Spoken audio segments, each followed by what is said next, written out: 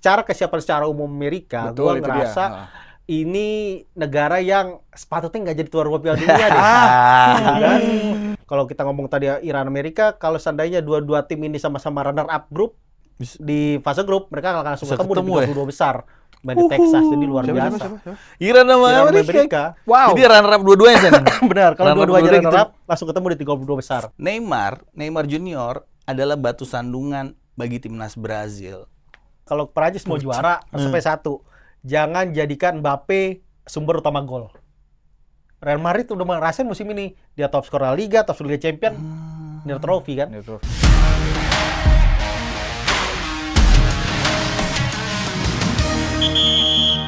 Selamat pagi, siang, sore, dan malam dimanapun dan kapanpun Anda menonton podcast Halftime Break ini, Sobat Halftime Break. Halftime Break resmi membahas Piala Dunia yang akan dimulai di episode kali ini. Yang tentunya masih bersama gue, Dave Refli, dan kali ini gue tidak sendiri. Tidak berdua, melainkan bertiga. Ada Mas Aldo dan ada Mas Iksan. Thank you. Gimana? Mas? Ini Halftime Break resmi masuk ke pembahasan Piala Dunia. Dan udah banyak lah, maksudnya podcast lain kan di luar udah banyak yang bahas. Nah, tapi Halftime Break memang mengkhususkan beberapa episode ke depan, lebih dari 10 episode nanti akan membahas khusus ke pembahasan Piala Dunia. Nah, dimulai dari sekarang pembahasannya yang mau diupdate di Halftime Break itu sendiri tuh ini dulu. Pasti mau ke Mas Iksan dulu. Yes. Mas Aldo. Siap. Mau pengen tahu sih sebenarnya update yang yang sekarang lagi terjadi di tuan rumah di Amerika, Meksiko dan juga Kanada. Kan banyak ya negara-negara dan tim dari negara-negara yang udah berada di sana, yang udah TC, bahkan mungkin udah ada kemarin FIFA Matchday udah bermain juga.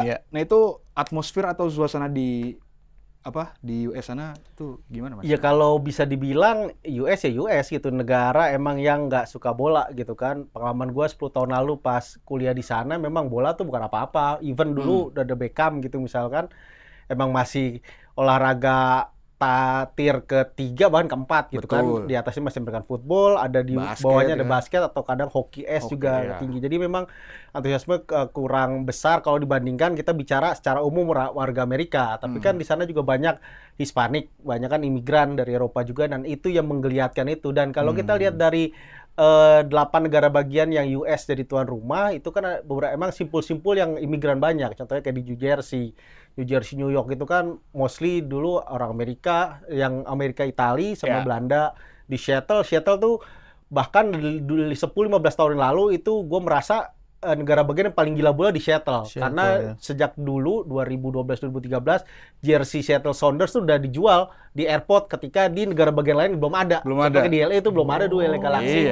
Meskipun udah ada Beckham gitu kan. Jadi memang antusiasmenya cukup besar. Di Texas apalagi banyak orang Meksiko gitu kan. Nanti juga laga-laga kayak di perempat final dari penyisihan sampai ke perempat final akan ada di sana, terutama di kota Arlington gitu kan, yang memang Hispaniknya mayoritas di sana. Jadi memang kalau dilihat ya antusiasmenya lumayan besar. Tapi kalau kita melihat juga secara kesiapan secara umum Amerika, gue ngerasa ini negara yang sepatutnya nggak jadi tuan rumah Piala Dunia deh. Berarti awalnya terlepas dari satu memang mereka atmosfernya kurang gitu kan. Itu satu. Tapi di sisi lainnya banyak hal yang mereka menjadikan Piala Dunia tuh kesannya inklusivitasnya hilang. Pertama soal Iran misalkan.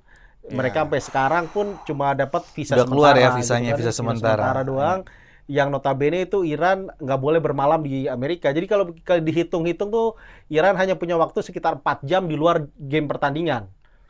Jadi dia punya waktu 4 jam ada di Amerika di luar waktu pertandingan. Jadi kurang lebih mereka hanya punya 6 jam waktu. Jadi bayangkan penerbangan dari Tijuana menuju 2 laga kandang di Foxborough, Los Angeles itu kan 1,5 jam, PP 3 jam. Itu udah makan waktu banyak. Bahkan pertandingan terakhir melawan Mesir itu Iran akan main di Seattle. Yang perjalanannya dari Tijuana itu 4,5 sampai 5 jam udara. Jadi PP 10 jam sendiri. Udah ngelebihin waktu dia untuk bisa di Amerika gitu kan. Jadi memang ini kendala. Belum lagi ada misalkan kayak Demokratik Republik Kongo yang mereka juga punya Ebola yang harus karantina 21 hari.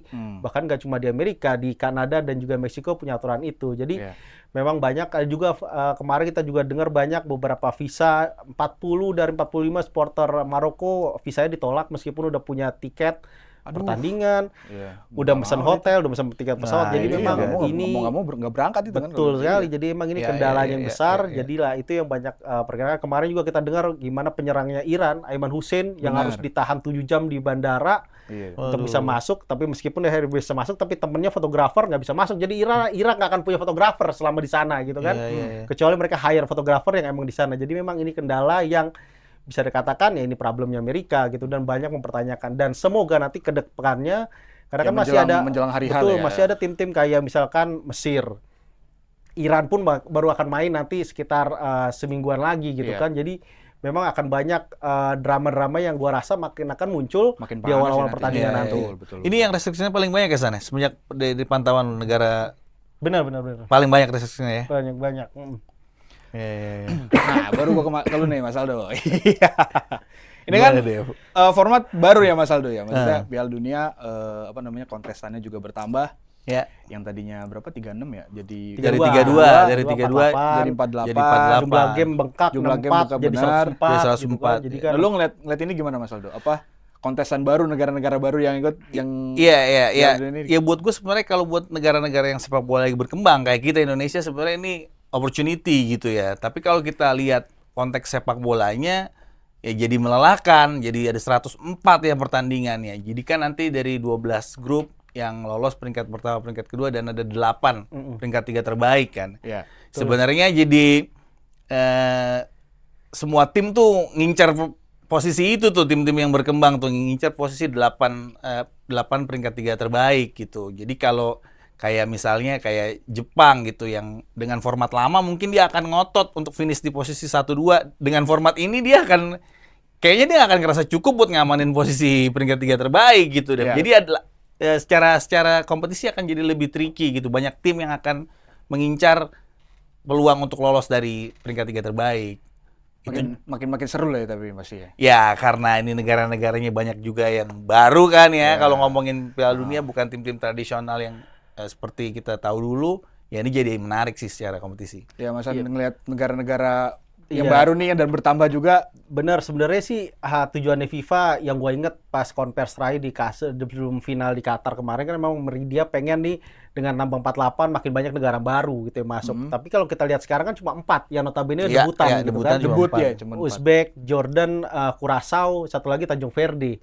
4 negara ini, dan sisanya tuh negara yang udah pernah ada gitu, kayak bahkan Kongo udah pernah ada dulu ketika masih Zaire tahun 78. Jadi memang negara-negara ini yang ya bisa katakan memang punya tradisi bola yang lebih besar lah dibanding negara-negara lainnya. Jadi memang layak mereka ada di sana. Jadi memang persaingan akan semakin seru, apalagi akan ada 8 tim dari peringkat ketiga dan persaingannya luar biasa. Bahkan kalau kita ngomong tadi Iran Amerika, kalau seandainya dua tim ini sama-sama runner up grup di fase grup, mereka akan langsung ketemu di 32 besar main di Texas. Jadi luar biasa. Iran sama Amerika. Wow. Jadi runner up dua-duanya kan? Benar, kalau dua-duanya runner up langsung ketemu di 32 besar. Ya oke, nanti itu kita pasti masuk ke pembahasan itu. Cuman sebelum ke situ. Saya akan seru ini. Gue pengen bahas ini Mas Isan tadi sebelum taping kita lagi sedikit ngebahas ini peraturan baru. Yes. Wah, aturan-aturan. Itu kan banyak tuh peraturan-peraturan baru. Nah, boleh dibahas Mas An? Ya, yang pasti yang jadi tekanan kemarin kan soal gimana nutup mulut tuh akan jadi kartu merah. Itu sih, itu kan maksudnya udah menjadi salah satu kebiasaan ya mainnya. Setiap match, setiap ini dilakukan sama para pemain. Terutama gitu. Banyak yang nyebut tuh pemain Argentina tuh banyak banget gitu kan. Gua ingat pas perempat final lawan Belanda yang dia berantem itu Messi ngomong sama semuanya dan nutup mulut. Wah, bayangin kalau sekarang kayak begitu, wah bisa merah dari awal tuh Messi gitu. Makanya. Kan. Dan memang itu dia tradisi terutama tim-tim Latin kayak begitu gitu kan. Apalagi Uruguay, Argentina, Kolombia, Ekuador gitu yang emang keras secara fisik dan juga mereka juga suka kasih cyber ke lawan. Nah, itu yang potensi itu. Terus juga ada lagi soal pergantian pemain. Bagaimana pemain harus benar-benar ada range waktunya gitu kan, dan juga harus sudah keluar dulu baru bisa masuk gitu. Nah kalau nggak gitu, otomatis dia akan bermain kurang lebih berapa? 5 menit tuh. 1 menit tanpa iya, 1 menit 1 menit tanpa dengan 10 dengan 10 pemain. gitu kan. Jadi ke hold Rugi temennya banget tuh. masuk. 1 menit lama loh itu. Apalagi kalau lagi set piece kan. Iya, lagi Kayak kemarin set piece. Jepang lawan Islandia mereka Kebobolan, gol gara-gara iya. itu gitu kan. Jadi emang signifikan banget. Belum lagi yang aturan kiper yang sekian detik yang dia harus tahan, dan kalau nggak itu jadi corner. Kemarin ketika Indonesia lawan Oman, Jamu Oman, ya. Indonesia ngalamin itu gitu kan. Jadi memang hal-hal ini tuh yang tentu menjadi kendala, terutama lagi nanti VAR juga akan makin luas jangkauannya. Yang dulu cuma corner, dulu cuma penalti kan? atau red card, ya. Sekarang card. corner juga. Sekarang corner juga bisa di ini, kartu kuning pun juga bisa. Kartu kuning Pun bisa di ini juga di Seru, apa kan? ya. Terus juga satu lagi tuh juga akan ada keputusan yang non di luar itu yang jadi usulan dari tim. Gitu. Dan itu udah dicoba di U17 kan 2 tahun terakhir. Jadi tim tuh bisa lakukan objection seperti kayak di tenis, di bulu tangkis. Oh, kayak di bulu tangkis. Misalkan ada aturan yang kayak call gitu ya. Gitu kan. Wah, gua rasa nih harusnya out nih pas awal gol gitu kan. Nah, udah lu bisa bikin call gitu, dan ketika itu tercapai, udah bener permintaan lu, otomatis lu masih punya jatah 2 nih bertahan sampai nanti habis. Kalau enggak berarti tinggal 1 lagi jatahnya. Jadi memang makin banyak hal, dan tentu ini hasilnya ya akan ada pro dan kontra. Yang benar, wah bola ini udah nggak alami lagi. Tapi di sisi kan drama akan makin banyak gitu kan. Ya sebenarnya implementasinya bakal kelihatan nanti pas pertandingan sih itu kan. Si peraturan-peraturan baru ini akan kelihatan aneh apa enggak, apa kelihatan oh ternyata memang peraturan ini kenapa nggak dari dulu ada. Nah nanti itu di pertandingan ternyata. Nah ini satu lagi Mas Aldo, nih ada satu peraturan nih. Ini kan tim kita di liga dizolimin ya akan peraturan ini. Duel fisik sebelum set piece dilakukan bisa direview oleh VAR. Jadi ya, itu tadi yang San bilang. Jadi intervensi VAR sekarang jauh lebih dalam daripada sebelumnya. Kalau sebelumnya kan VAR sengaja dibuat untuk momen-momen krusial kayak penalti, red card, itu baru VAR ikut. Nah, sekarang teknologi involve lebih banyak dalam pertandingan. Jadi ada set piece kalau yang tim nabrak-nabrak masuk itu ya kan, di set piece itu akan berpotensi review sangat banyak di situ. Apalagi kan corner sekarang kan memang sudah cukup lama ya, nggak boleh ada sentuhan fisik sama sekali kan di corner kan. Kita cuma boleh bayang-bayangin kalau kayak megang, dorong itu udah pasti foul sekarang. Nah, itu sangat berpotensi untuk menghadirkan drama-drama baru ya kan, pelanggaran pada saat corner kick itu pasti meningkat. Nah, satu lagi nih yang patut diingat, VAR di Piala Dunia itu berbeda dengan VAR yang di liga. Ya, itu beda banget. Paling umum kita bahas kuantitas kamera. Di Liga Super League Indonesia cuma 8 kamera. Itu pun kamera TV dipinjam buat jadi VAR, ya kan? Di Inggris di Liga Champions itu ada 32 kamera. 32 sampai 36. Tapi kalau di Piala Dunia ada 48 kamera. Jadi bakal sedetail apa lu bakal curang gitu kan. Ini kayak mata Tuhan semua ngeliatin gitu kan, satu stadion. Nah, itu akan kelihatan. Berarti tuh. Tribun tuh berarti kamera semua tuh. Kamera semua 48 gitu kan. Iya. Ini menarik. Ya sebenarnya itu dia, makanya peraturan baru ini kan ya maksudnya tadi ada yang mengurangi sepak bola yang alami gitu kan, mengikuti peraturan dari olahraga lain yang mungkin belum pernah kita lihat sebelumnya di sepak bola seperti apa. Ya, masalahnya kan VAR kalau menurut gua kenapa drama dia take time, karena dia ada keterlibatan human kan. Jadi selain itu kamera, lu harus decide secara manusia gitu kan. Beda sama goal line kan. Kalau goal line kan begitu bola lewat garis gawang dia langsung ngasih. Itu kan penerapannya lebih mudah. Kalau VAR ini kan ada juri lagi tuh yang akan menilai. Ada komunikasi dari wasit VAR dengan wasit utama gitu kan. Iya. Itu tuh opinion semua itu nanti. Itu pasti. Itu. Bahasa gampangnya kan kemarin di liga banyak banget peraturan yang dalam tanda kutip jadi banyak perdebatan tuh. Ya di Piala Dunia nanti dengan peraturan baru kayak gini, drama dan perdebatannya bakal lebih banyak lagi. Itu bakal lebih seru sih. Oke, nah ini kita masuk ke pembahasan utama nih. Mas Isan, Mas Aldo. Ini tadi katanya Mas Aldo punya unpopular opinion. Unpopular opinion. Apa Mas Aldo katanya? Oke, ya ini masuk ke tim ya, San. Masuk ke tim deh. Iya. Gua ada unpopular opinion nih. Mungkin ini nanti bisa di clipper nih sama netizen nih. Ya kan? Ya menurut gua ya ini opini gue, tapi suka atau nggak suka gue punya analisisnya. Neymar Junior adalah batu sandungan bagi timnas Brazil. Kenapa? Ya, oke. Ini silakan di Clipper ya teman-teman ya. Buat gua Neymar Junior adalah batu sandungan bagi timnas Brazil. Kenapa sekarang kita mundur dikit ya. Jadi kalau ingat beberapa saat sebelum Ancelotti ngumumin squad, itu kan Neymar keganti secara nggak sengaja ya. Ada tuh viral di Brazil. Jadi dia harusnya Santos nggak ganti dia, tapi Neymar yang keganti karena posisinya dia udah di luar stadion karena cedera. Nah, itu dialamatkan oleh pendukung Brazil adalah upaya konspirasi supaya Neymar tidak dipanggil oleh Ancelotti pada saat pengumuman. Tapi selang beberapa hari, akhirnya nama Neymar disebut Ancelotti kan. Dan di konferensi pers meletup tuh semua orang, kita bisa lihat ya, meletup di mana-mana, semua orang kegirangan bahwa seorang Neymar Junior dipanggil Ancelotti di dalam skuad.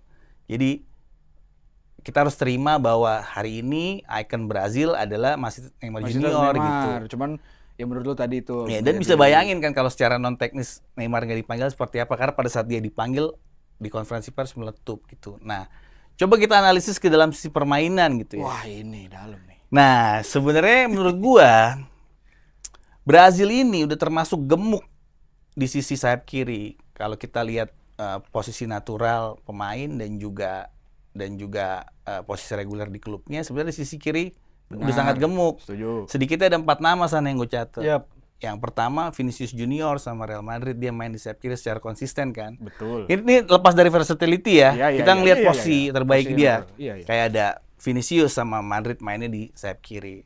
Lalu ada Matheus Cunha yang juga konsisten dan bersinar main sama United di posisi sayap kiri. Bersinar. Cukup bersinar. Ya. 10 gol ya. Harus dimention bersinar ya, Mas. Dan yang ketiga, Dia aja yang bilang sih. makanya.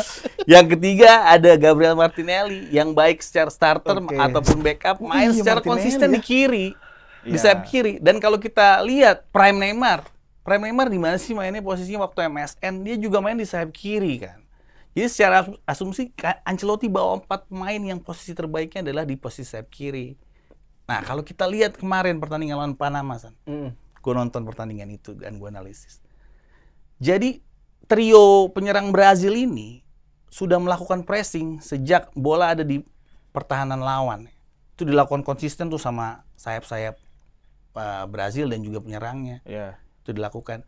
Dan Carlo Ancelotti menyulap tim ini secara organisasi jadi sangat disiplin, membutuhkan 2 wing ini ikut terlibat maju dan mundur. Ini sangat disiplin. Ini yang dilakukan Ancelotti. Sangat kelihatan di pertandingan lawan Panama kalau sayap-sayapnya Brazil ini turun.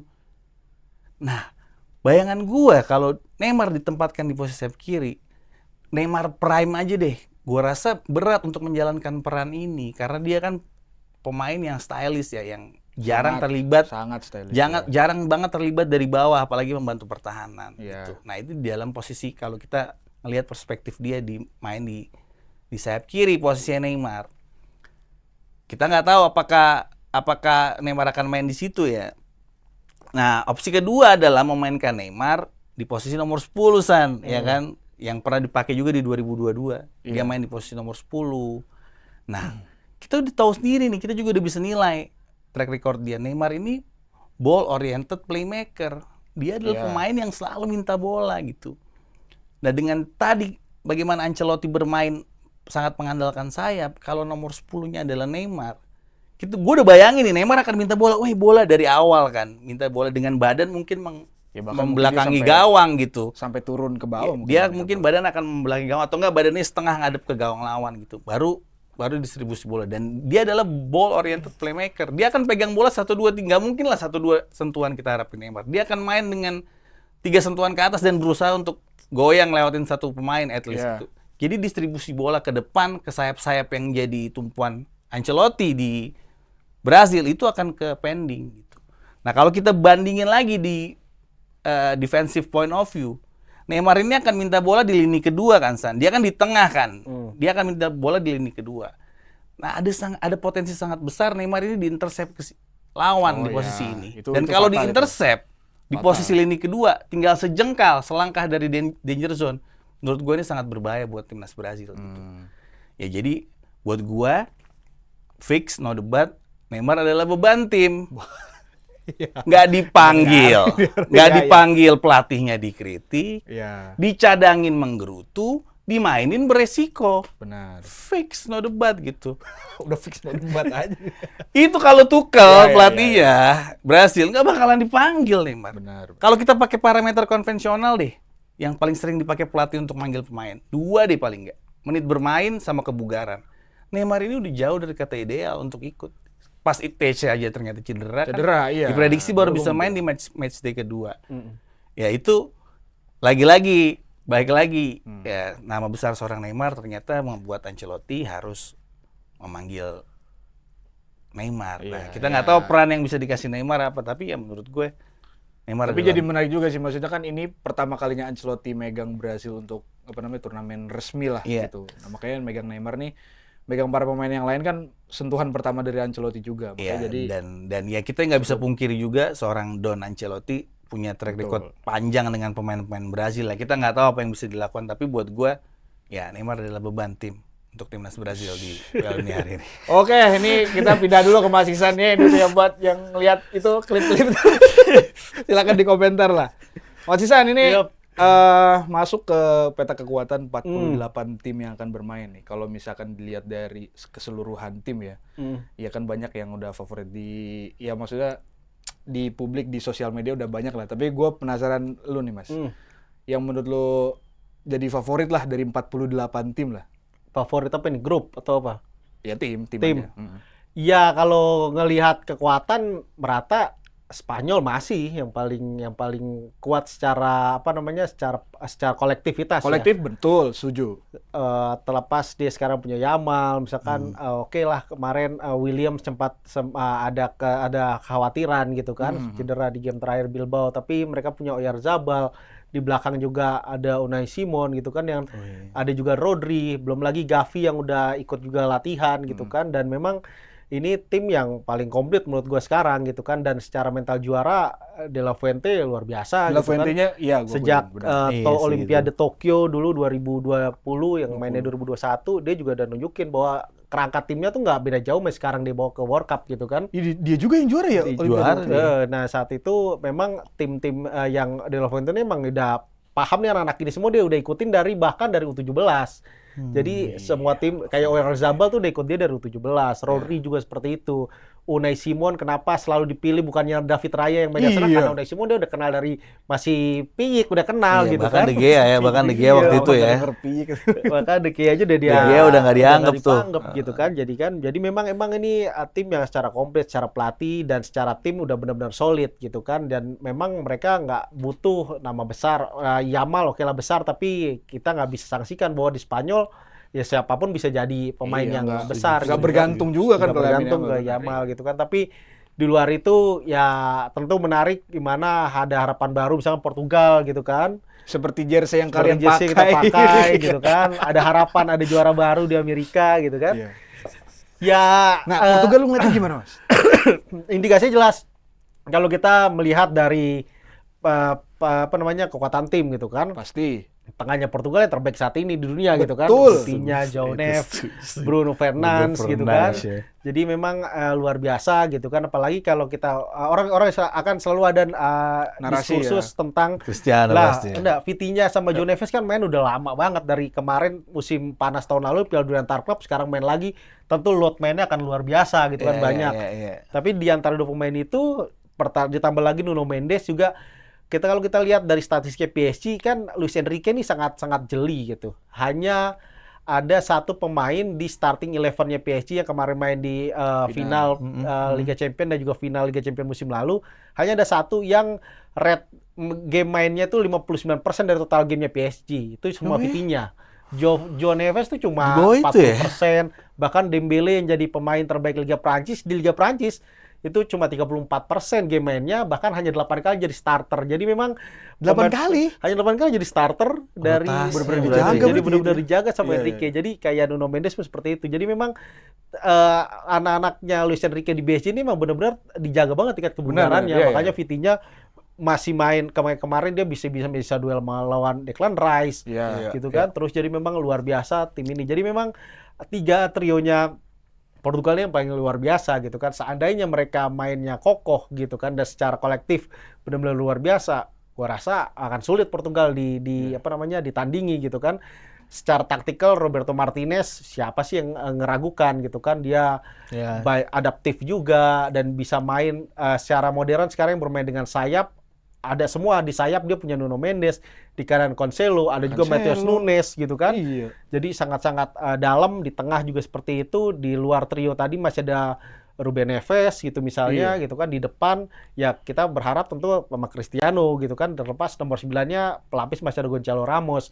Dibanding 2022 kondisi Portugal sekarang jauh lebih baik. Kenapa? Satu, karena Cristiano nggak punya masalah lagi internal dan klubnya gitu kan. Dulu kan dia masalah dengan MU. 2022 bahkan putus kontrak waktu nah itu kan 2022 tuh gue inget banget dulu 32 tim, konvers pertama, konvers pertama sebelum game, kapten semua yang main. Bahkan Messi pun gue datang, Messi yang, nah itu ketika Argentina mau lawan Meksiko saat itu. Portugal enggak ya, Sen? Saya lawan Arab Saudi saat itu. Kan, iya. Portugal Bruno Fernandes yang datang. Future captain soalnya. Iya, gitu ya, future captain. Vice captain lah, gitu kan. Jadi seneng banget. Jadi saat itu memang lagi masalah. Jadi Ronaldo pun dapatnya akhirnya kita cuma di sesi latihan di Portugal, gitu kan, dan nggak secara resmi di konferensi pers. Jadi memang kondisinya nggak oke saat itu. Terlepas lagi di internal juga pelatih Portugal saat itu juga kan emang lagi udah mulai dia mencari cara gimana menurunkan pengaruhnya Ronaldo. Akhirnya dicoba cadangkan segala macam, terutama ketika lawan Swiss di 16 besar. Itu tuh viral tuh ya. Dan itu gua ngerasa memang nggak sesolid itu, dan sekarang jauh lebih solid Portugal, dan itu yang jadi modal mereka. Ya minimal setidaknya kayak 2006 lah, masuk semifinal dulu gitu. Kalau menurut lu San, Cristiano starter nggak harusnya? Masih starter lah harusnya. Masih starter ya? Starter dia mah, iya. Dia tuh kayak apa namanya, kasih pengaruh psikologis aja ke lawan. Dia datang, dia di sepertiga akhir, dia diri aja, orang kan udah pasti 2 back pasti pegang dia ya, pegang kan? dia. Itu sebenarnya keuntungan ya buat Portugal. Bener, ya. kalau kita lihat di final Nation League kemarin lawan Spanyol, tuh kan gimana Ronaldo yang ngebantu ngebuka ruang, narik 2 backnya Spanyol untuk membuka golnya Nuno Mendes misalnya gitu kan. Dan itu perannya dia ada di situ gitu kan. Jadi memang ya kayak balik lagi tadi soal Neymar. Neymar tuh peran seperti itu yang akan difungsikan gitu kan. Terlepas kalau gua rasa kenapa publik Brazil relatif positif menerima Neymar, karena ada harapan Neymar tuh main dengan gaya Griezmann di 2 terakhir Piala Dunia di Perancis. Jadi mereka berharap Neymar tuh akan peran nomor 10 sih nggak terlalu, karena nomor 10 kan hanya perannya kan krusial ya, banget. bahaya kan. Gua ngelihat Neymar tuh akan ada di peran 9,5. Antara 9 di nomor central forward, tapi dia agak juga masuk ke dalam, jadi lebih deep, ya mirip-mirip Harry Kane lah. Jadi peran gol nanti ada di Richarlison di kanan, atau kirinya ada di Vinicius gitu kan, atau Ryan bisa juga gitu kan. Jadi memang di satu sisi lagi pemain-pemain kayak Ronaldo, Neymar, Messi, Mbappe termasuk juga ada pemain-pemain yang memang diharapkan pelatih untuk jaga kondisivitas di dalam ruang ganti. Ini turnamen singkat, mainnya panas, mereka udah di load selesai musim berakhir, otomatis perlu pemain-pemain yang bisa bantu jaga kondisi dalam tim. Karena kalau nggak gitu, kita lihat Jerman 4 tahun lalu. Wah itu ya. Game pertama udah nutup-nutup mulut gitu kan, yang kata dia protes secara politik, selesai dah tim itu gitu kan. Di grup gitu kan. Jadi memang harus benar-benar ada pemain yang bisa jaga kondisivitas dalam tim, dan itu yang menurut gua sangat penting buat di Piala Dunia. Gimana dulu 4 tahun lalu perannya Messi luar biasa. Dia lawan Belanda tuh dia bisa dikeroyok saat itu sebenarnya. Dia jadi tameng nemenin teman-teman yang lain gitu kan. Bahkan sekelas Messi yang biasa kalem gitu, tiba-tiba bawa Bergors kata-kataan di ruang ganti, wah kan gila itu gitu kan. Jadi memang nggak expect ya terjadi dari seorang ada sesuatu Messi. yang ada faktor X yang jelas tim tuh perlu leader yang itu bisa bawa mereka. Contohnya kalau kita balik lagi 2014 misalkan gitu kan. 2014 kan gimana Jerman saat itu mereka punya Thomas Müller dan Miroslav Klose yang pegang di dalam tim gitu kan. 2008 mereka tuh. Iya benar, 2018 gimana Griezmann, Lloris sama Giroud yang jadi Trisula gitu kan. Di luar saat itu Pogba masih muda, Mbappe masih muda gitu kan. Gimana kalau 3 orang kayak itu wah bisa chaos gitu kan. 2006 Itali dengan pemain-pemain senior generasi emas terakhirnya gitu kan. Jadi memang perlu tim-tim yang ya pemain-pemain yang secara mental sudah matang, secara permainan juga masih efektif main, dan itulah resep tim bisa juara dunia menurut gua. Dan Portugal punya itu ya. Portugal salah satu yang punya itu. Lu Mas? Gue Gue jagoin 3 sebenarnya. Nah, Brasil tadi Brasil enggak Brasil. Brasil enggak nih. Gue jagoin Prancis, Portugal dan Inggris gitu. Pas gue lihat skuadnya Prancis mewah kan skuadnya, tapi dia ada satu faktor yang mungkin jadi masalah. Setuju gue sama yang dibilang San. Ini anak-anak ini namanya terlalu banyak yang baru di skuad timnas Prancis, terlalu banyak anak muda walaupun mentereng semua kita lihat mainnya Olise gitu kan, Serki ini nama-nama yang sekarang di dunia lagi fantastis gitu mainnya. Tapi baik lagi ini turnamen dan ini Piala Dunia, pengalaman, hal-hal non teknis dibutuhkan gitu. Itu yang gue lihat kelemahan dari Prancis. Walaupun secara attacking ya wah gila banget lo kalau mainin Olise, Dembele sama Mbappe bertiga pucet back-back lawan itu ada ya. satu tuh menurut gua kalau Prancis mau juara sampai satu, jangan jadikan Mbappe sumber utama gol. Real Madrid udah ngerasain musim ini dia top skor La Liga, top skor Liga Champions, nilai trofi kan. Make sense. Jadi gua ngerasa di Prancis kalau mau juara kuncinya harus ada pembagian gol. Bagi gol ya. Gol getter nggak bisa dia Mbappe doang jangan cuma ya. Mbappe doang gitu kan. Karena kalau kita lihat di 2 edisi sebelumnya kan mereka masuk final, Mbappe ini kan perannya dia ngegendong. Gila. Iya bisa dikatakan dia gendong gitu kan. Tapi kan secara permainan dia oke lah, golnya banyak dari dia. Tapi secara tim gimana siapa yang jaga ini kan masih ada Griezmann, masih ada Hugo Lloris saat itu.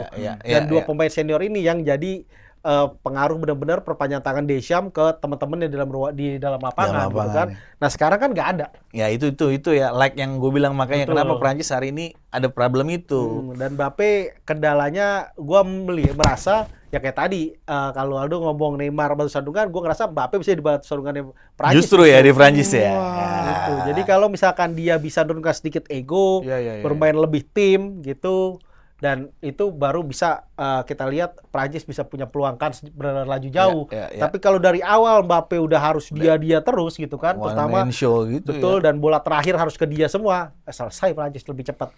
Ya kelihatan sih kemarin kan waktu FIFA Matchday kan yang dia minta arm sama Kante itu kan salah satu kan yang kita bahas barusan nih ya. Memang di atas kertas Prancis lini depan luar biasa, bintang lah. Cuman memang faktor roti ya menentukan lagi tuh nanti. Ya kedua Inggris ya. Sebenarnya gue cukup naruh ekspektasi banyak di Inggrisan. Tapi begitu Tuchel ngumumin squad banyak banget yang wah gila ini kan bahkan di Inggris aja kan rame kan karena nama-namanya aneh semua gitu. Ya kalau gue sih cuman kecewa Maguire aja sih nggak dipanggil, cuma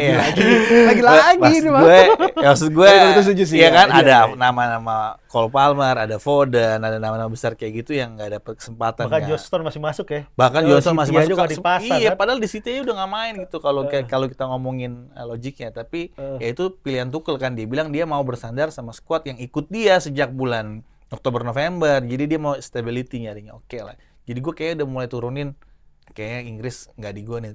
Tiba-tiba datanglah Portugal tim ketiga gue kan nih. Gue ngeliat ya tadi di lini tengah menurut gue Portugal adalah yang terbaik di Eropa sekarang, di dunia bahkan saat ini kan, dengan kombinasi Vitinha, João Neves satu tim, ditambah ada Bruno Fernandes yang lagi moncer juga musim ini sama MU gitu. Kayaknya kolaborasi mereka bertiga bakal bagus di World Cup kali ini. Tinggal cari goal getter, tinggal cari peran sayap, gimana caranya ngeramu, ya kan udah banyak pemegang bola ya, jadi udah tiga-tiga itu tuh hobi megang bola semua tuh. Si Vitinha di playmaker, João Neves mau, Bruno juga gitu ya. Berarti di depan ini nggak boleh terlalu banyak mainin pemain yang suka pegang bola kayak Leao tuh. Menurut gua Portugal harus consider dia jadi super sub karena udah terlalu banyak orang yang pegang bola gitu. Terus Bernardo Silva kalau dimainin di sayap kanan, dia juga karakternya gitu kan, karakternya pegang bola gitu. Kalau ini semua pemain kayak gini, ya nanti bola nggak sampai-sampai. Makanya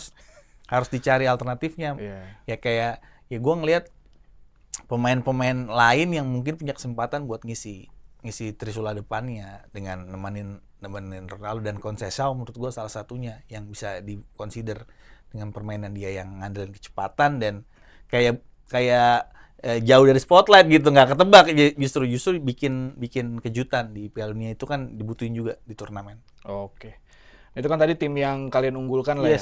Nah ini penasaran juga nih,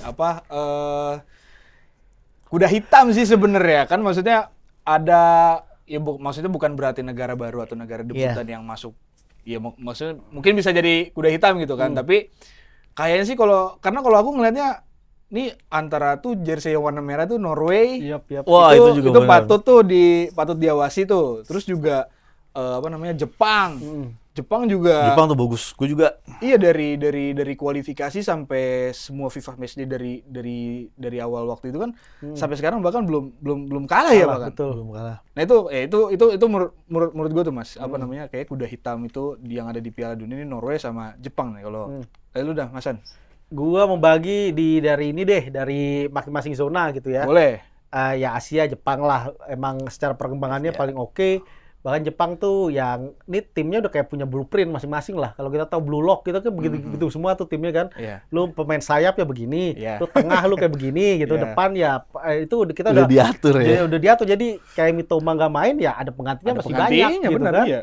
Jadi nggak ada masalah Sayang gitu kan. si Mitoma tuh. Sayang Bener, banget. meskipun kita sayang Mitoma nggak main, tapi ya gimana dia hamstringnya parah gitu kan. Parah iya. Soalnya kalau nggak musim terakhir cedera bener, mulu sih. kalau nggak dioperasi sekarang dia bisa selesai karirnya lebih cepat karirnya, gitu iya. kan. Oke, itu dari Asia gua ngerasa Jepang, dari Afrika itu Maroko gitu kan. Maroko. Dengan skuad meskipun udah ada pergantian pelatih sekarang dengan Muhammad Wahi, tapi ya kita lihat Maroko skuadnya bagus gitu kan. Secara squad masih bagus. Bener, ya. ada Brahim Diaz, Hakimi gitu kan. Terus memang tim-tim yang luar biasa ini tim gitu kan. Kalau bicara di Amerika Latin, gua memilih Ekuador. Nggak Kolombia? Masih lebih ke Ekuador lah. Ekuador ya? Lebih Iya. menarik permainannya karena Oke. secara fisik dia masih tim-tim tradisional. Tradisional Amerika ya, Latin Ekuador kan, ya, main iya, fisik, benar, gitu benar. kan, Iya, cepet. iya. Mereka punya ada apa namanya gelandang Chelsea yang Moises Strasbourg. Caicedo, iya. Ada Caicedo, ada juga Paes gitu Paes, kan. Kendry Paes, benar, Jadi main emang bagus. ini Bagus, tim-tim bagus. yang Iya. luar biasa. Belum lagi masih ada Valencia gitu kan jadi kaptennya gitu kan. Terus Eder Valencia.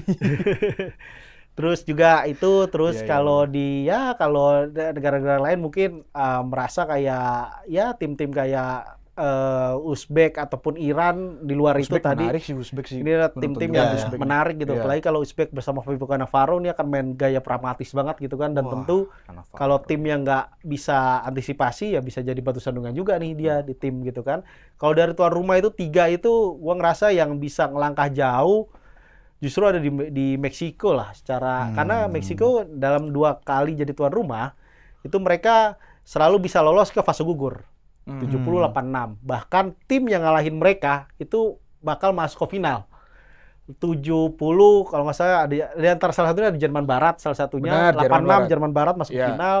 70 tuh dia dikalahin sama Itali dan Itali Itali final. kalah di final sama Brazil. Brasil. Jadi memang harapannya Meksiko dengan dia main di Azteca, satu-satunya stadion yang akan jadi gelaran Piala Dunia 3 edisi gitu kan. Jadi memang punya aura yang berbeda Meksiko dan itu tadi dengan tradisi mereka sebelumnya selalu lolos ke fase gugur. Gua rasa kali ini mereka akan bisa lagi lolos ke fase gugur. Mas Aldo, Brasil lagi kuda hitam? Enggak. Jepang sih gue pikir akan melangkah Jepang jauh ya? sih. Iya. Jepang. Ya karena Jepang itu siap, mentally dia siap, materi pemain juga menurut gue dia siap dan kayaknya ini kalau nggak salah jadi tahun terakhir Moriyasu. Moriyasu. Ya kayaknya dia bakal bawa sesuatu untuk tim untuk Benar. negara. Ditambah lagi Jepang dibanding 2022 sebenarnya kan hampir mirip nih. Mirip. Squadnya. mirip. Cuma sekarang dia punya penyerang yang secara nomor 9 oke ya. Ayase Weda. Weda gitu ya. kan di Liga Belanda luar biasa dia gitu Iya. kan. Feyenoord ya? Feyenoord Iya. gitu kan, top skor. Jadi memang ini yang membedakan Jepang dibanding 4 tahun lalu. Betul. Dan waktu kalah sama Belgia kan sebenarnya Terakhir wah banget. terakhir banget itu ya, sedih banget ya. Mungkin dia belajar banyak dari momen kayak gitu. Itu 8 tahun lalu Belgia ya. 8 tahun lalu ya malah ya, Tahun 2000. 2022 gue ingat banget gue nonton langsung ya. Tahun Kroasia dia. Oh iya putusnya, ada penalti, iya. penalti. 2018 itu ya, Mm. yang dia kalah lawan Belgia Di di comeback kan. ya Lukaku bikin dummy itu terus di syuting. Gila itu. Maksudnya itu memberi pelajaran berharga lah kalau turnamen. Jadi kan beda ya Dev. Kita melangkah di turnamen sama Di liga di beda. liga sangat beda Benar, pendekatannya. Ya kayaknya Jepang sudah belajar banyak ya, kita nantiin lah. Ya sebagai orang Asia juga gue pengen ada wakil Asia lah yang bisa tembus-tembus semifinal lah gitu Iya kan. betul ya. Apalagi terbaik mereka cuma 16 besar 16. kan, jadi tuan rumah. Jadi memang sama kemarin di Qatar. Jadi memang kalau bisa melangkah jauh masuk semifinal udah luar biasa banget tuh Ya, Jepang nih. semifinal Karena gue inget banget di mix zone setelah lawan Kroasia tuh 4 tahun lalu, Tomiyasu yang kita wawancara karena dikasih bahasa Inggris kan cuma Tomiyasu tuh yang bisa kan, dan bukan bisa dia dan mau ngomong bahasa Inggris. Itu dibilang target kita sebenarnya sekarang nih kita masuk 8 besar, tapi gagal karena nggak beruntung adu penalti gitu kan. Mesti kita leading duluan 1-0 tapi disamakan. Tapi secara game memang lawan Kroasia mereka mendominasi, kurang beruntung aja. Dan dia bilang 4 tahun lagi target kita setidaknya kita harus bisa tembus 4 besar. Kalau kita mau menganggap sepak bola kita maju. Itu terlepas dari target mereka 2034 baru masuk final Piala Dunia kan. Tapi mereka pengen 4 tahun lagi dari Qatar tuh mereka bisa masuk semifinal. Makanya kalau lebih cepat kayak ceweknya aja kan udah juara dunia kan. Iya. Putrinya udah juara dunia. Jadi kalau ini cowoknya bisa tidak semifinal di sekarang ini tahun ini tentu generasi Jepang ke depannya wah udahlah mereka akan masuk tier pertama di undian Piala Dunia selanjutnya gitu kan. Nah, sekarang ngomongin grup, Mas. Ini kan tadi udah ngomongin peta dari tim lah gitu, tim unggulan, tim kuda hitam. Kalau grup yang menurut Masan lah itu apa? Neraka nih. Neraka itu grupnya Amerika justru. Amerika. Itu ada Amerika, ada Turki, terus ada siapa lagi tuh gue lupa di situ tuh. Australia, Nah, Paraguay. Nah itu justru tim yang menurut gua itu ya. tricky banget itu grup. Amerika, Paraguay. Lu justru itu, Mas? Gue ngerasa di situ. Karena kalau ngelihat tim-tim besar lain, ya misalnya Prancis ada Norway segala macam, tapi secara kualitas mereka tuh dua itu di antara lain udah jompang. Sedangkan grupnya Amerika gue rasa itu yang paling secara kualitas setara tuh semua. Merata timnya, ya? merata semua. Oke lah orang bilang Turki karena sekarang generasi emas punya Kenan Guler, Yildiz. punya Kenan Yildiz. Yildiz, Betul, masih ada Hakan juga gitu kan. Iya, Calhanoglu. Calha. Jadi memang ya oke lah diunggulkan, tapi Amerika dengan orang Amerika sekarang menyebut mereka punya generasi emas juga. Ada Weston McKennie nih, gue sebut juga nih jadinya kan. Ada Basic gitu kan. Terus ada Tyler Adams dan segala macam. Jadi bersama Pochettino lagi kan. Jadi sebenarnya ini di grupnya Amerika gue rasa itu grup yang paling merata secara kualitas setuju tim. Gitu. Gue Jadi, setuju ini. Terlepas dari orang menganggap grup neraka harus tim-tim kuat, gue ngerasa justru tim-tim mediocre ini yang gue ngerasa akan lagi persaingan yang akan sulit diprediksi nantinya. Iya sih. Lu sama, Mas? Gue setuju nih. Harus ada yang lain yang sama dong. yang Prancis juga. Ya maksudnya di luar itulah, di luar grup yang tadi lah. Ya, yang grupnya Prancis juga itu termasuk neraka sih itu. Kan dia sama Prancis, Norway ya kan. Irak sama Senegal. Iya. Senegal kan juga dia udah juara Piala Dunia kan dia. Juara Piala Asia. Udah jadi di strip bukan enggak sih? Dia udah fix enggak sih? Digagalin katanya di kemarin. strip kan diganti Maroko kan. Iya, Tapi kan sebenarnya juaranya yang menang lah ya kan. Iya. Itu tuh menurut gue ketat loh. Iran juga jangan dianggap remeh loh. Dia datang Irak. Dia datang juga motivasinya besar kan. Irak tuh kayak ini sebenarnya. Irak tuh kayak timnas Swedia KW. Karena setengah pemainnya itu kelahiran Swedia kan. Terlepas dari sekarang mereka main di tim-tim Irak atau main di Eropa lain, tapi kalau dibedah tuh Irak tuh dari 23 nama, Swedia 26 lama lah seenggaknya kan, itu hampir setengahnya tuh kelahiran Skandinavia Swedia, Denmark gitu, rata-rata kelahiran itu karena imigran sana gitu. Jadi emang menarik juga ngeliat Irak, apalagi Graham Arnold, pelatih Australia yang emang pendekatannya nggak penting main bagus, yang penting menang. Itu kuncinya juga tuh memang. Terlepas lagi, tapi gue menarik juga selain tadi yang gue sebut grup D itu, gue juga patut melihat kita grupnya Jerman. Itu tadi ada Jerman, Ekuador, dan adalah tim-tim kayak Pantai Gading plus juga Curaçao. Curaçao di Avokat, bro. Sekarang di pelatih senior yang yang nggak diharapkan bisa tiba-tiba Curaçao datang bisa jadi lolos. Bahkan di media Belanda yang gue baca sebelum di kualifikasi Piala Dunia ini kan ada 3 negara non Belanda yang pakai pemain-pemain dari mereka, binaan mereka. Kita Indonesia, Suriname, Curaçao. Dari 3 negara itu, Curaçao itu yang paling gak diunggulkan sebenarnya. Iya. Media Belanda tuh nggak menganggap Curaçao, terlepas dikavokan pelatihnya, tapi udahlah gitu kan. Tapi dari 3 itu malah Curaçao yang diunggulkan, dia yang lolos Piala Dunia. Jadi memang ini punya sesuatu faktor X tim ini yang gua rasa ya kalau Jerman gak hati-hati bisa gugur lagi nih pas grup nih. Seperti 2 edisi sebelumnya kan. Jadi memang ini tim Ya, tapi apalagi grup kalau- yang seru juga. Kalau diperhatiin hampir semua grup sih ya, Mas. Gue ngelihat ada 2 negara yang ya dalam tanda kutip di atas Unggul ya. kertas kekuatannya cukup kuat. Satu yang 50-50, nah satu lagi yang ya di atas kertas ya cukup lemah lah. Ya Iya. itu kan maksudnya yang bikin seru ya, siapa yang bisa menggagalkan 2 kekuatan kuat ini. Betul. Apakah Iya. satu yang 50-50, apa yang justru yang nggak diunggulkan sama sekali ini. Benar. Jadi apa ya, makanya kayak kalau gua ngeliatnya kayak di Piala Dunia kali ini grup neraka nggak ada yang neraka banget Ya sih sama sebenarnya. ini juga sih, Dev. Gue ngeliatnya karena sepak bola kan udah banyak berubah ya sana. Jadi sepak bola modern itu pendekatan strateginya tuh udah hampir common lah di seluruh dunia. Dan kayaknya udah nggak ada lagi tuh yang bakal jadi lumbung gol. Ini kita bantai nih dia sekian kosong. Kayaknya udah susah gitu ditemuin. Ya mungkin levelnya udah oke lah gitu, bisa memberikan perlawanan juga buat tim-tim besar gitu. Kalau tim-tim besarnya nggak hati-hati, underestimate, bisa kepleset sama Belum lagi ya karena banyak faktor X-nya kan. Contoh Amerika panas. Perjalanan mereka jauh gitu kan. Iya. Perjalanan penerbangan yang lebih dari 2 jam dari satu game ke tempat latihan mereka. Jadi emang luar biasa ini banyak pengaruhnya. Jadi banyak pengaruh-pengaruh di luar lapangan yang justru harus diantisipasi. Karena kalau ngebaca beberapa jurnal yang gue baca tentang siklus pemain semua, emang ada satu peneliti dari Inggris, dia nyebut kalau tim yang paling bagus yaitu bagaimana dia punya strategi recovery yang paling bagus. Betul. Oke. Sejauh mana Apalagi tim- di Oke. apa, turnamen kayak gini. Betul, turnamen seperti ini yang Amerika akan panas sekali di atas 33 derajat. Bahkan semua pertandingan berapapun suhunya harus ada cooling break. Iya, gitu ada kan. kalau ada water break ya Ada semua. aturannya gitu kan, dan perjalanan jauh itu perpindahan misalkan dari main di New Jersey, misalnya main di contoh lah kayak Iran gitu kan, main di LA, main ke Seattle itu kan udah jauh tuh. Iklimnya kan beda. Seattle tuh udah lebih dingin dibanding main di LA yang panasnya pasti lagi panas-panas banget gitu kan. Jadi memang ini kalau Piala Dunia yang tentu akan jadi tricky sekali buat para pemain, dan juga bagaimana pelatih ngeramu secara optimal pemainnya ini. Ditambah mereka beda dengan Qatar dulu ketika pemain main di tengah kompetisi yang peak secara performa mereka, secara fisik lagi bagus-bagusnya. Bagus, ya. Sekarang ini pemain lagi cedera pun juga akan udahlah gua nggak usah cedera nih, dikasih aja painkiller gitu kan, bisa main aja udah.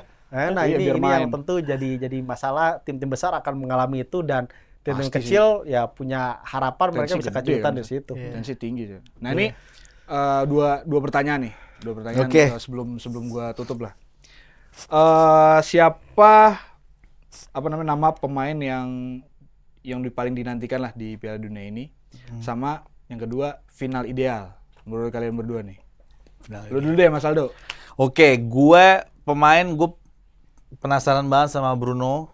Tahun ini dia bisa buat apa tahun ini. Jadi Bruno Fernandes gue nantikan banget kiprahnya sama Portugal. Karena gue rasa dia akan starting sejak pertandingan pertama ya. Kalau Portugal melaju jauh, kita pengen lihat longevity seorang Bruno Fernandes di tengah musim yang sudah panjang ini sejauh mana.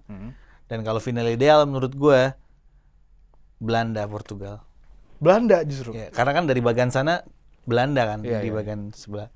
Oke. Karena kan Portugal ketemu Argen di perempat ya kalau Sama-sama semuanya juara berjalan. kalau grup. sama-sama juara grup. Ya jadi final idealnya di sana Belanda, di sini Bukan Valverde, bukan Valverde. Belanda Oke. Portugal. Masan? Pemain yang gue pengen nanti sebenarnya ada 3 ya. Pertama banyak ya, Arda, ada Guler, Oh gue Michael Olise, sama satu lagi siapa ya?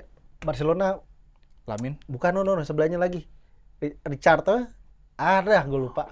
Brazil tadi siapa yang lu sebut? Rafinha. Rafinha. oke. Jadi kenapa mereka ya, satu Arda ya generasi barunya Turki. Olise sama Rafinha nih kan kayak mereka butuh penembusan dengan statistik mereka luar biasa di musim Ya, terakhir. 2 musim. Tapi dianggap belum layak Ballon d'Or. Nah, di Piala Dunia ini adalah potensi Pembuktian ya. dua pemain ini untuk buktikan bahwa mereka performanya ya Ballon d'Or-able gitu kan. 2-3 itu. Kalau final ideal Spanyol Portugal lah. Oh iya, Spanyol Portugal. Oh iya, Spanyol di sana juga ya sana ya bagian ya. Spanyol Portugal gua pegang. Iya. Menarik. Oke.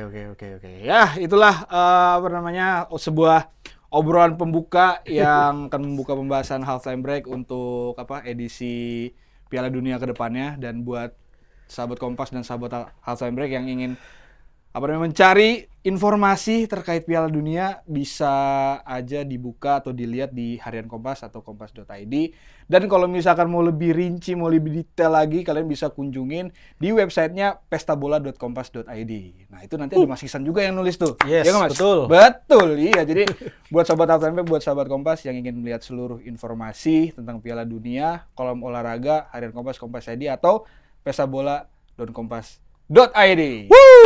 Oke, mungkin untuk edisi pembuka Piala Dunia kali ini cukup segini dulu aja. Nanti akan ada nanti akan ada Mas ADP juga di sini. Yes. Mas Wah, Ihsan, nanti seru, ada seru. Bang DJ juga. Ini kali ini Seru, Bang DJ seru, lagi nggak seru. bisa. Jadi menarik, pengen tahu juga dari perspektif terutama Bang DJ ya, sama nanti Mas ADP, dan akan ada beberapa teman-teman yang akan hadir di sini juga untuk menemani Halftime Break selama Piala Dunia, dan nanti ada syuting di luar juga kita, Mas. Wah, Itu yang wajib dinantikan. Jadi untuk episode kali ini cukup segini dulu aja. Kalau gitu sampai jumpa di edisi Halftime Break selanjutnya. Bye bye guys, thank you.